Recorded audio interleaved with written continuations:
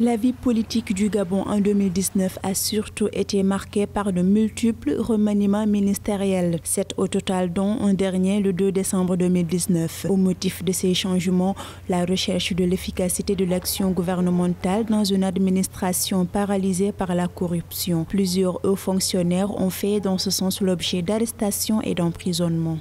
C'est un honneur que de servir la République, d'être au service de nos compatriotes et d'œuvrer pour l'intérêt général. Cela confère certes des avantages, mais c'est d'abord une charge qui suppose d'accomplir son devoir avec exemplarité. L'un des visages de cette exemplarité, c'est la probité. Les dirigeants sont là pour servir, ils ne sont pas là pour se servir. Je l'affirme, la corruption n'a pas sa place au Gabon. Au sommet de l'État, quelques crises ont souvent remis en cause la légitimité des institutions. Le 7 janvier 2019, une tentative de coup d'État menée par quelques militaires dissidents a rapidement été maîtrisée. Un événement qui est survenu alors que le président Ali Bongo, malade, était absent du pays depuis le mois d'octobre 2018, une absence qui aura duré au final 5 mois.